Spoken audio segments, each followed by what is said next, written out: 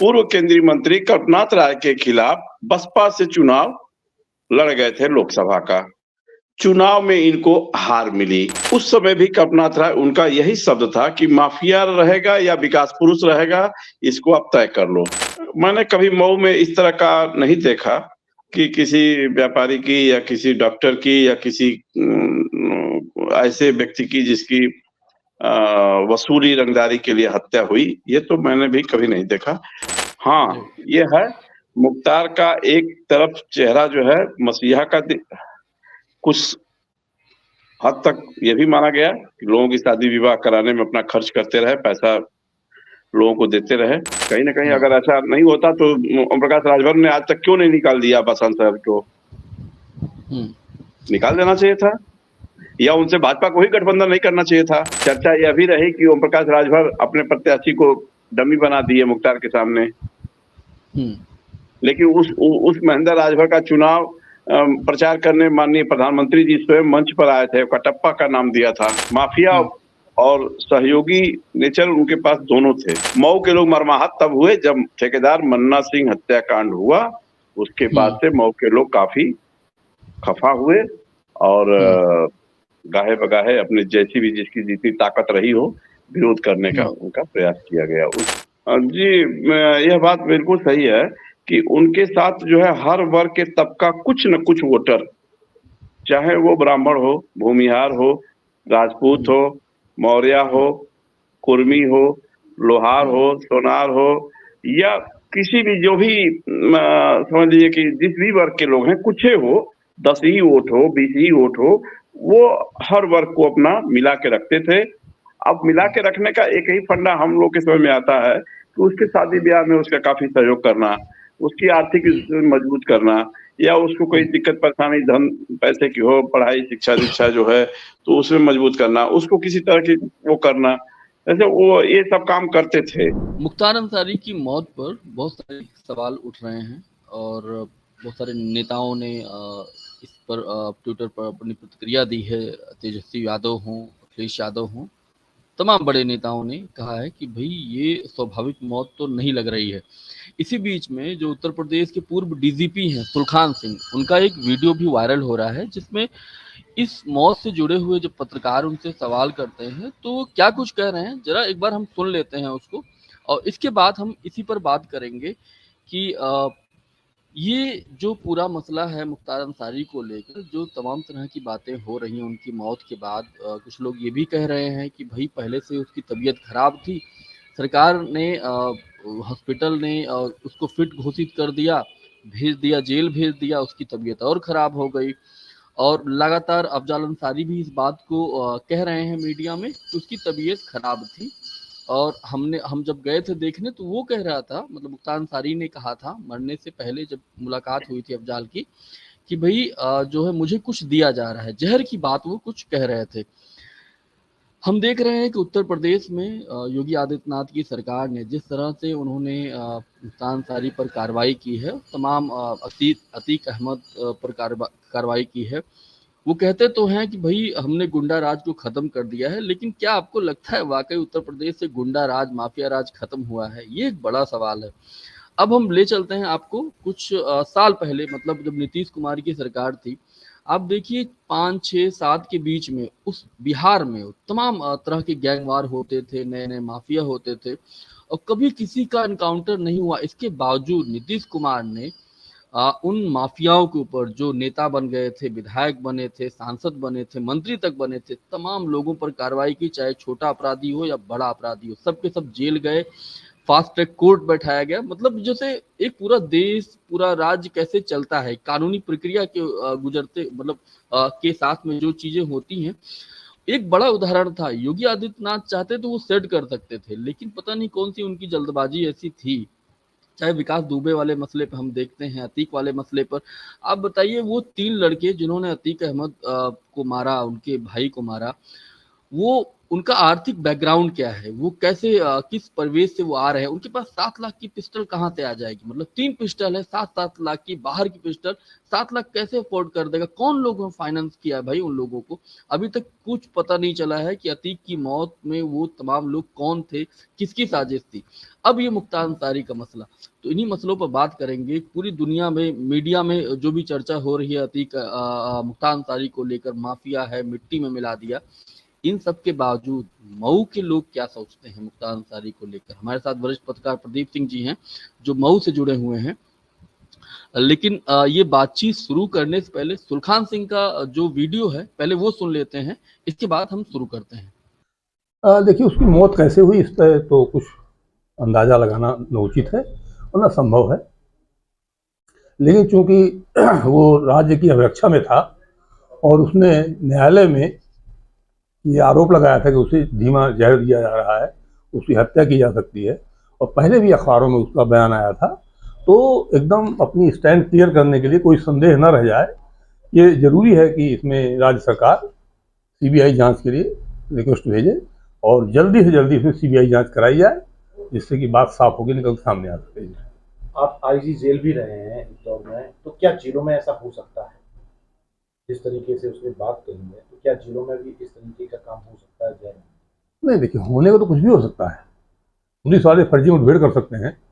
करीब 250 पुलिस वाले इस समय जेल में हैं, सजा याफ्ता और अंडर ट्रायल मिला करके। तो जब मर्डर कर सकता है पुलिस का आदमी, तो क्या नहीं हो सकता। वो तो गेस करना जो है, और ख़ास तौर पे हमारे जैसे प्रोफेशनल पुलिस अफसर के लिए कोई गेस वर्क करना ठीक नहीं है। लेकिन चूंकि उसने एक आरोप लगाया और वो घटना हो गई, खाली आरोप लगाते तो कोई बात नहीं थी, बिना आरोप की घटना हो जाती तो भी अलग बात है। अब ये दो चीजें मिल जाने पे संदेह तो उत्पन्न होने ही है, स्वाभाविक संदेह उत्पन्न होता है, कोई कुछ कहे चाहे ना कहे, हर आदमी दिमाग में संदेह उत्पन्न होता है। सर, आप सुन रहे हैं कि क्या कुछ कह रहे हैं सुलखान सिंह जी, आपको भी लगता है क्या? पहले इस पर थोड़ा सा बातचीत कर लेते हैं, फिर हम देखते हैं कि मऊ के लोग वास्तव में मुख्तार अंसारी को लेकर क्या सोचते थे। देखिए, मुख्तार अंसारी को मऊ में ठेकेदार एसोसिएशन मऊ ने उनको लाया था और पीडब्ल्यूडी में ठेका बांटने के लिए मन्ना सिंह ठेकेदार और उनके साथी लेके आए थे ये लोग। उस समय पीडब्ल्यूडी में ठेका ये लोग बांटने का काम होता था। विधायक जी बैठ के चेयर लगा के वहां पर जो है ठेका बांटते थे।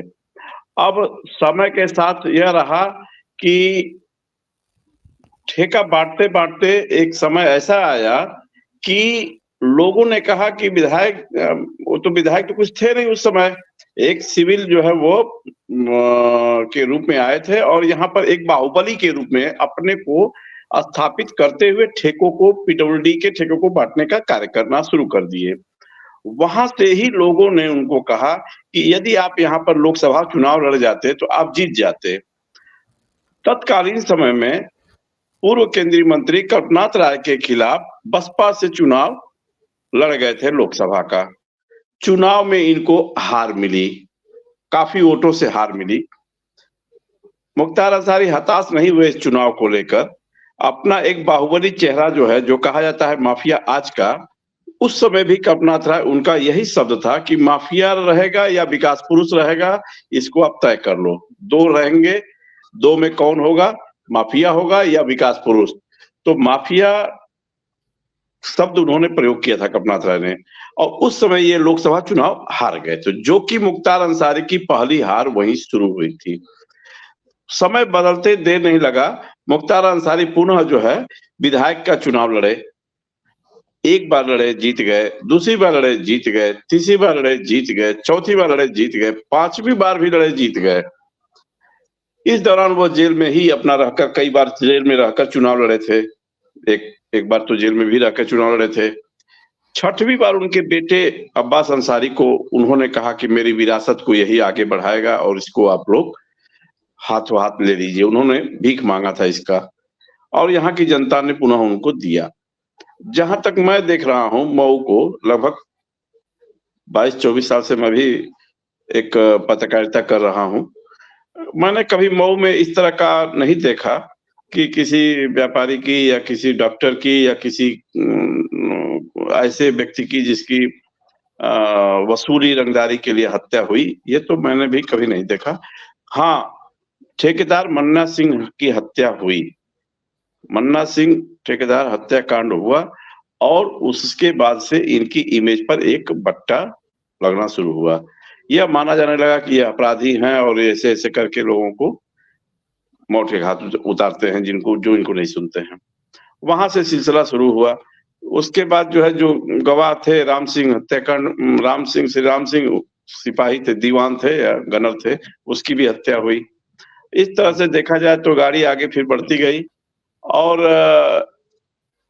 सुहेल देव भाजपा से आज भी आप सरकार की बात कर रहे हैं, भाजपा सरकार की बात कर रहे हैं, तो क्यों न माना जाए कि वो भाजपा सरकार के गठबंधन का एक अनुषांगिक संगठन का वो भी एक हिस्सा है अब्बास अंसारी। अब्बास अंसारी आज सुहेल देव समाज पार्टी से संपर्क करके अपना जो है चुनाव जीते थे। आज भी वो माना जाता है कि उसी में है। फिर गठबंधन भी हो गया भाजपा से। ये दो पहलू समझ से परे होता है कभी-कभी। हाँ, ये है मुख्तार का एक तरफ चेहरा जो है मसीहा का कुछ हद तक ये भी माना गया कि लोगों की शादी विवाह कराने में अपना खर्च करते रहे, पैसा लोगों को देते रहे। और लोगों का कहना है कि कई हत्याओं में यहाँ मछली का कारोबार भी मऊ का चलता था, वहां से कुछ अर्निंग उनकी होती थी। ऐसा माना जाता है कि उसमें भी इनका इन्वॉल्वमेंट था, इनके लोगों का सहभागिता थी। मुख्तार अंसारी अपने समय में ज्यादातर समय वो जेल में ही रहे। मुझे ऐसा लगता है कि मुख्तार अंसारी अपने आप को जेल में ही सुरक्षित ज्यादा मानते थे। और जब कभी मुझे ऐसा लगता है कि जब कभी उनके ऊपर ज्यादा शिकंजा कसता था तो वह उस पुलिस अधीक्षक का नाम लेकर कहते थे कि इस पुलिस अधीक्षक से मेरी जान का खतरा है।